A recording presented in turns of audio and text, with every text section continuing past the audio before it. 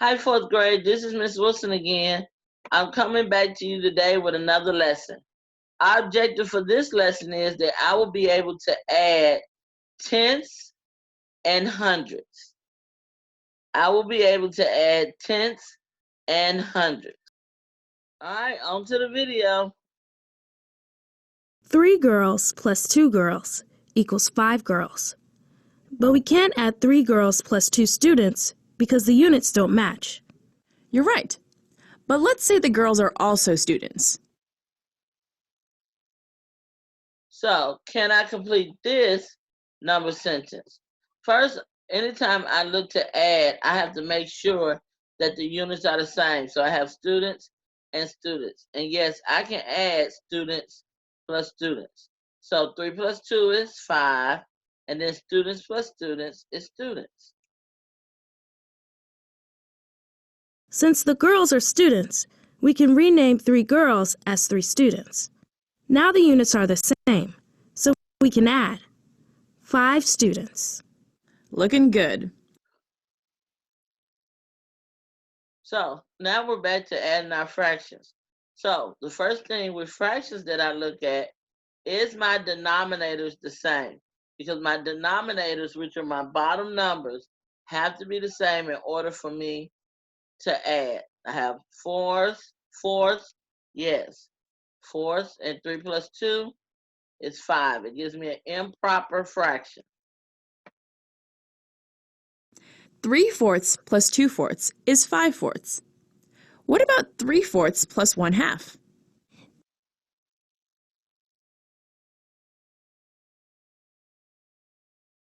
Okay, so can I do 3/4 plus 1/2 using like units? So right now, my denominators are not the same. One of my denominators is fourths, the other one is halves. So can I rewrite this where I have like units? Yes. So first off, I cannot change my 4 into a 3, which is thirds. There's 4 times nothing will give me thirds. 4 divided by nothing will give me thirds. So thirds are out the question. Can I rename my half using fourths? Yes, because I can find the equivalent for my 2, because 2 times 2 is 4, where I can turn my denominator into 4.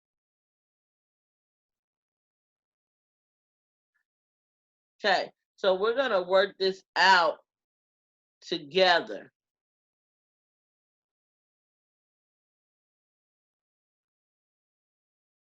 So let me go where I can get to my... Okay, so I had 3/4 plus 1/2. And we have to make sure that we have like denominators, like units. So I'm going to keep my 3/4 the same, but I'm going to change my 1/2. So my 1/2 times something equals my denominator being 4. Okay, so 2 times what will give me 4? 2 times 2 equals 4. Now, when we're doing equivalent fractions or finding fractions that equal each other, we have to multiply by a unit of 1, a fraction of 1. And fractions of 1s, the top number, which is the numerator, and the bottom number, which is the denominator, are the same number. So my denominator is 2. So that means that my numerator has to be what?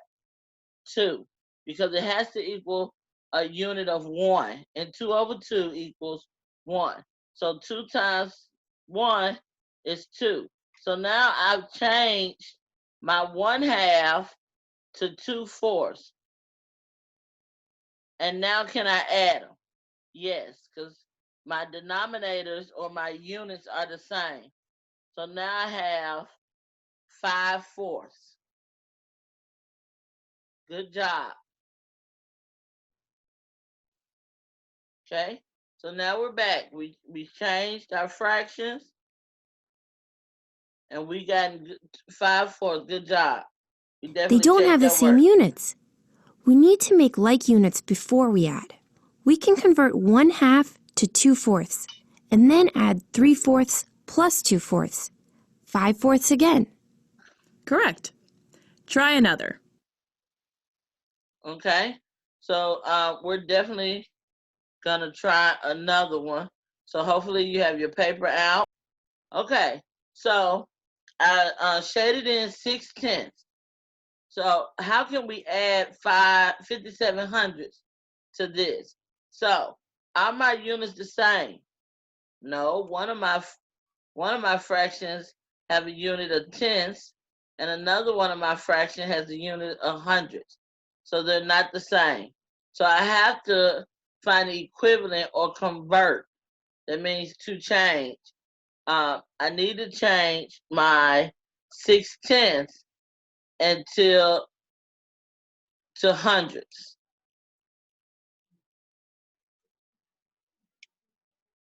Okay, so we're going to decompose the area model into hundreds, and we're going to convert 6/10 into hundreds. So as you see, the number did not change. The number shaded in did not change. So what we actually did, we multiplied our fraction by 10.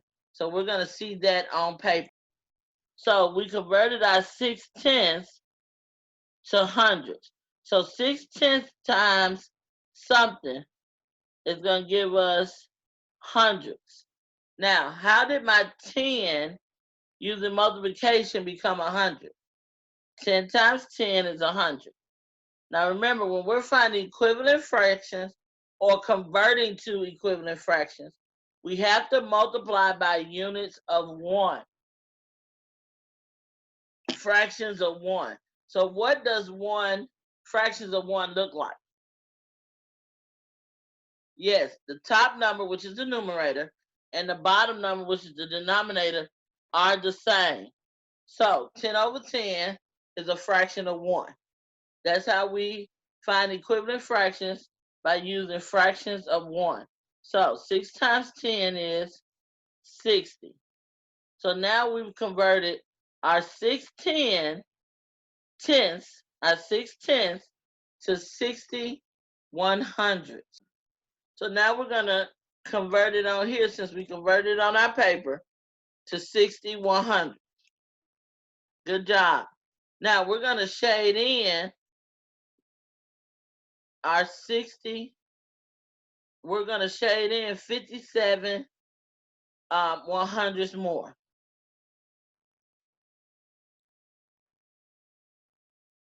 30, 40, 50, 51, 52, 53, 54, 55, 56, 57. Okay, good job. So we're gonna now add these together. Okay, so using my chart, I see that I have 1 whole hundredths filled in. So that means I'm gonna have a mixed number.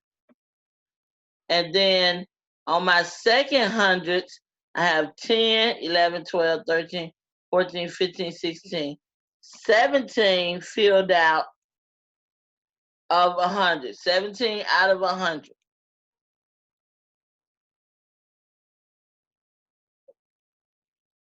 Okay, so now we're going to rewrite this as a decimal.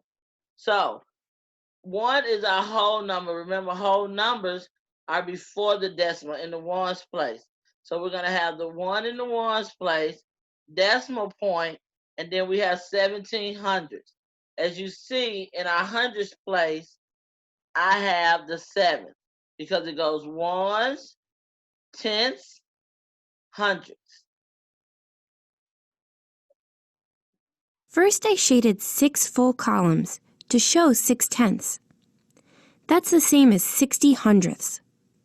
I wanted to add 57 hundredths, but I didn't want to have to shade all 57 boxes. Because one column is 10 hundredths, I can shade 5 columns to show 50 hundredths, and then shade 7 more hundredths. That's 57 hundredths altogether. Our sum is 1 whole and 17 hundredths more. Love that area model. All right, so we definitely did it in our work where we converted them. So let's add them in our work. Okay, so we have 60 100 plus 57 100s. So my denominators are the same, so I can go ahead and add. So 60 plus 57 is 117. So when I look at that, I should see that this is an improper fraction. Remember, improper fraction means that it's not written correctly. It means that the numerator is bigger than the denominator. Yes, 117 is greater than 100. So now I have to change this into a mixed number. So I'm going to use my number bond, since that's what we've been using this whole time. And I'm going to take out a whole number. Remember, we said whole number in fractions. How do they look? The top number and the bottom number is the same. So I'm going to take out 100, 100. So if I take 100 from 117, how many does that leave me? 17 100.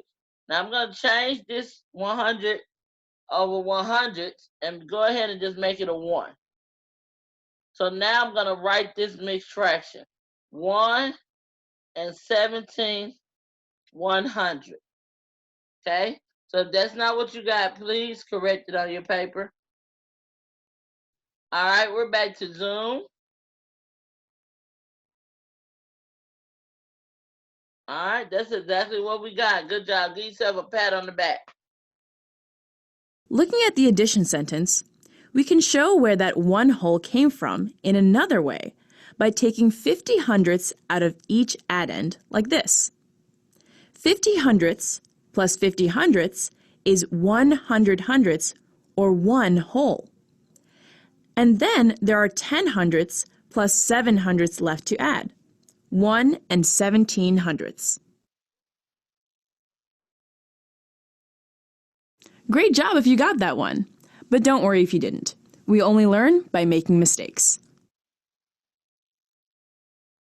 Okay, so let's do another one. First, we're going to shade in our area model. And we have 9 tenths. So we're going to shade in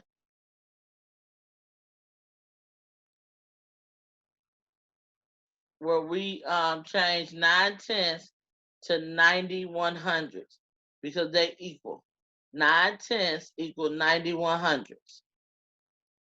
Now we're going to shade in 64 more.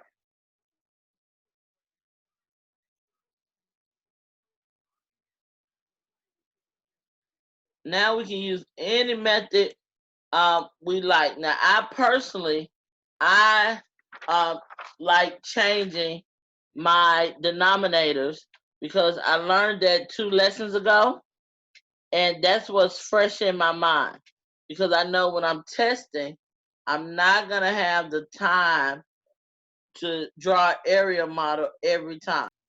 So what I'm going to do, I'm going to look at my numbers and see if my denominators are the same. They're not. So which one of these can I change to the other? I can change my tenths to hundreds. So I'm going to take my 9 tenths and I'm going to convert it to hundreds. So remember, when I multiply, I have to multiply by units of 1. So if my bottom number is 10, that means my top number is what? 10. So 9 times 10 is 90. So now I have a new problem, which is 90 over 100. It's not a new problem. I just changed my units. 90 over 100 plus 64 over 100. Then I check and make sure my units, my denominators are the same, and then I can add them. So I have 154 over 100. So again, I have an improper fraction. So being that I have an improper fraction, I know that I can pull out a whole number. Okay? So I'm gonna use my number bond again, and I'm gonna pull out a 1. And again, we said ones, the top number and the bottom number had to be the same. So I pulled out my 1, and if I take 100 from 154, How many does that leave me in my numerator? Leaves me 54. So I'm going to change this 100 over 100 and turn it into a 1. So my fraction, my mixed number now is going to be 1 and 54 hundredths. And then I need to change that to decimal form. My 1 is a whole number. So my whole numbers are always before my decimal. And then 54 hundredths. I know this is 54 hundredths because when I do my place value, I have ones, I have tenths, and I have hundredths. And my 4 is in my hundredths, which is telling me what place value it should be in. So you can pause the video here so you can look at it and then meet me back in a couple of minutes. All right, we're back. We definitely worked it out on our paper, which is our Lucas? notes. First, I shaded 9 full columns to show 9/10. Then I shaded another 6 columns and 4 more boxes to add 64 hundredths. So that's 1 whole plus 5/10, which is 50 hundredths plus 4 more hundredths, 1 and 54 hundredths. I converted to hundredths to add. 90 hundredths plus 64 hundredths is 154 hundredths. Then I used a number bond to decompose that into 100 hundredths, or 1 whole, and 54 hundredths. I got 1 and 54 hundredths too.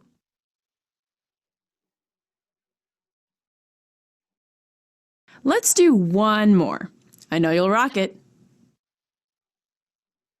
Okay, so we're going to do another one together.